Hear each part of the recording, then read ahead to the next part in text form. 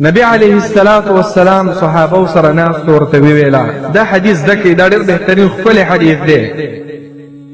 وی الا اخبرکم بخیر اعمالکم یو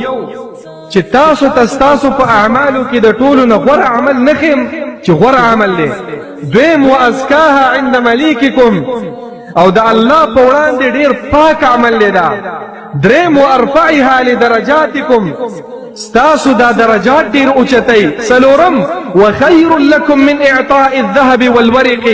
څلورم دا چې دا د سرو او د سپینو د صدقاتو نن ډېر غوره عمل دی پنځم وخیر لکم من ان تلقوا عدوکم فتضربوا رقابهم ويضربون رقابکم د دې نه غوره دی چې د خپل دشمن کافر سره مخامخ شي چې هغه ستا څټ ووایي شهید شي او ته د هغې څټ ووایي چې مردار شي صحابه وویله ولې نه د الله پیغمبره داسې عمل مونږ ته ولې نه راکې نبی علیہ الصلوۃ والسلام ورته ویل ذکر الله عز وجل د الله ذکر دا ډېر کوي دیو جن اکثر اهل علم لیکلي محدثین او اهل الحديث علماء فسلفو کې چې ذکر د رب العالمین دا د ټولو عبادتونو غوړه دی ځکه دا اساس د ټولو عبادتونو دی دا جرړه د ټولو عبادتونو ده دا هدف د ټولو عبادتونو دی زما عزتمند ورونو ذکر کول دا یو معمولی عبادت دا ګڼل پکار نه دي زمونږ او ستاسو اسلافو به هم داسې کول ابو نعیم په الحلیه کې راوړي د خالد بن معدان یو تابعي و ده به د قرآن نه علاوه د الله رب العالمین ډېر ذکر کو او د ذکر باره کې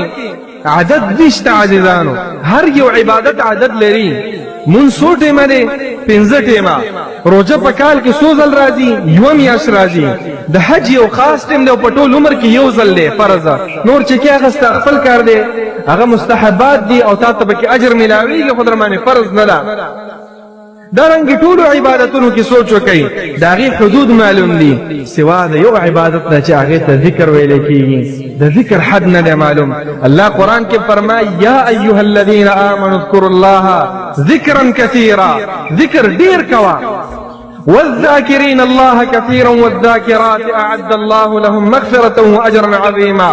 دير ذكر كونكو دفار الله جنتنا مغفرتنا برابر كريدين فإذا قضيت الصلاة فانتشروا في الأرض وابتغوا من فضل الله واذكروا الله كثيرا دا الله ذكر دير كوي دا ذكر دفار حد نشتا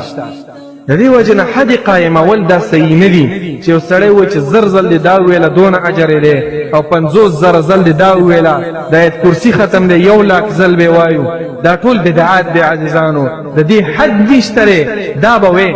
حد صرف په حدیثو کې صرف معمولی راغلی خو د هغې صرف فضیلت راغلی لکه 3 ځل سبحان الله الحمدلله سل لا اله الا الله وحده لا شريك له استغفر الله واتوب الیه خو دغه چې راغلی د دې مطلب دا نه چې د دې نه زیات ذکر مه کوه دغې خاص یو فضیلت راغلی نور ذکر همیشه دپاره کوه